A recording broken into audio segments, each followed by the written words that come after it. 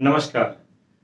Gall bladder हमारे शरीर के लिए क्यों उपयोगी है और स्टोन हो जाने पर अगर हम गॉल ब्लैडर निकलवा देते हैं तो उससे हमें क्या-क्या स्वास्थ्य समस्याएं हो सकती हैं, इसी को डिस्कस करने के लिए आज मैं ये वीडियो बना रहा हूँ।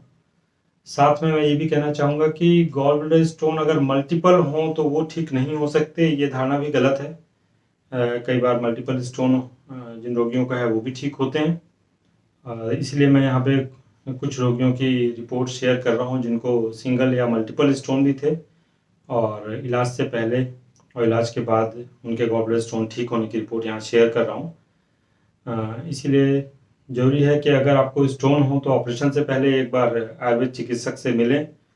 आयुर्वेद चिकित्सक आपको देखकर, आपकी रिपोर्ट को देखकर, आपकी लक्षणों को देखकर ये तय करेंगे कि आपका इलाज किया जाना संभव है या नहीं, और अगर संभव हुआ तो आपके गॉल ब्लैडर को बचाकर आपके स्टोन को ठीक किया जाएगा, जिससे कि आने वाले समय में गॉल ब्लैडर निकाल देने से जो स्वास्थ्य समस्याएं होती हैं उनसे आप बच सकेंगे। जैसा कि हम सभी जानते हैं कि लीवर बाइल को बनाता है और इसे बनाकर वो गॉल ब्लैडर में भेज देता है।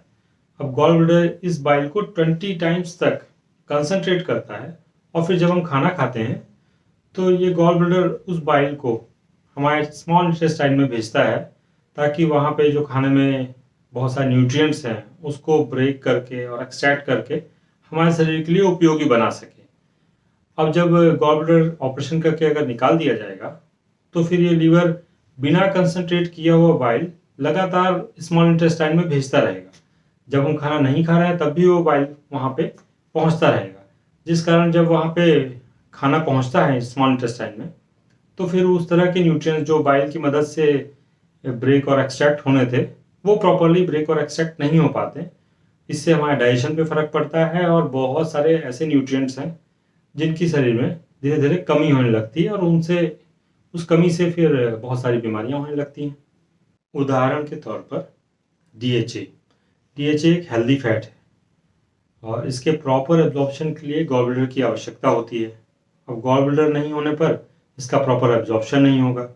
प्रॉपर एब्जॉर्प्शन नहीं होगा तो इससे रिलेटेड बीमारियां जैसे कि अल्जीमर डिजीज़, याददाश्त की कमी, depression, mood swing, even heart की बीमारी या नर्वस सिस्टम की बीमारियां हो सकती हैं।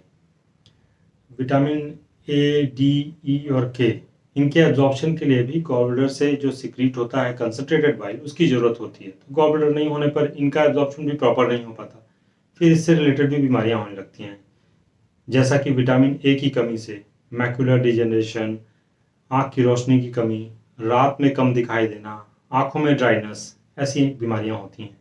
विटामिन के, स्पेशली विटामिन के2 को कैल्शियम ट्रांसपोर्ट विटामिन कहते हैं। मतलब इसका काम है शरीर में कैल्शियम को एक जगह से दूसरी जगह लेके जाना। तो जब शरीर में गॉल ब्लैडर नहीं होगा तो विटामिन के2 का एब्जॉर्प्शन भी काफ़ी स्लो हो जाएगा, जिस वजह से इसकी कमी होगी और इसकी कमी से अर्थराइटिस, टेंडिनाइटिस जैसी बीमारियां होंगी। हमारे आर्टरीज में कैल्शियम का डिपॉजिशन हो जाएगा, जिस वजह से हार्ट अटैक आ सकता है या हाई ब्लड प्रेशर हो सकता है। किडनी में स्टोन बन सकता है, मोतियाबिंद जिसे कैटरेक्ट कहते हैं वो हो सकता है, या ऑस्टियोपोरोसिस जैसी बीमारियां भी हो सकती हैं। विटामिन डी की कमी से high blood pressure, psoriasis, flu, depression, immunity का लो होना और उससे संबंधित कई सारी बीमारियां हो सकती हैं। और विटामिन डी अगर हमारे शरीर में पर्याप्त मात्रा में रहे तो कैल्शियम का एब्जॉर्प्शन 20 गुना तेज़ी से होता है। तो जब विटामिन डी ही कम हो जाएगा तो कैल्शियम का एब्जॉर्प्शन भी स्लो हो जाएगा और कैल्शियम की कमी से फिर हड्डियों की कमजोरी और बहुत सारे ऐसे रोग जो कैल्शियम की कमी से होते हैं वो भी शरीर में धीरे धीरे होने लग जाएंगे। थायराइड हार्मोन को एक्टिव फॉर्म में कन्वर्ट करने के लिए बाइल की आवश्यकता होती है और जब गॉल ब्लैडर ऑपरेट हो जाता है तो बाइल कंसंट्रेटेड फॉर्म में तो मिल नहीं पाता, जिस वजह से धीरे धीरे थायराइड फंक्शन भी डिस्टर्ब हो सकता है। इसी तरह गॉल ब्लैडर के ऑपरेशन के बाद अन्य कई सारी बीमारियां हमें हो सकती हैं।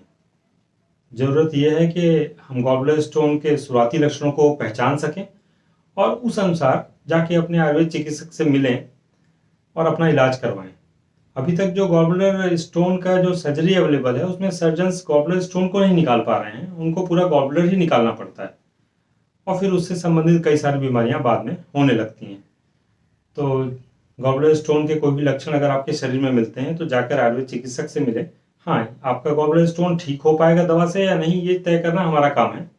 आप जब किसी भी चिकित्सक से मिलेंगे तो वो ये आपको बताएंगे कि हाँ, आपको अभी ऑपरेशन कराना पड़ेगा या फिर आप कुछ इंतजार कर सकते हैं और दवाओं से भी आपका ठीक करने की कोशिश की जा सकती है।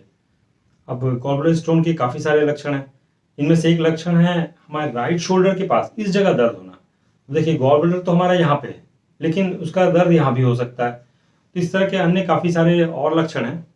तो मैं सोच रहा हूँ कि एक और वीडियो इसके बाद एक बना दूँ जिसमें गॉल ब्लैडर के सभी लक्षणों को एक जगह कंपाइल कर दूँ। तो इस वीडियो को तो मैं यहीं समाप्त करता हूँ और जल्दी ही मिलता हूँ आपसे एक और नए वीडियो के साथ जिसमें गॉल ब्लैडर स्टोन के सभी लक्षणों को एक जगह मैं कंपाइल कर दूंगा। नमस्कार।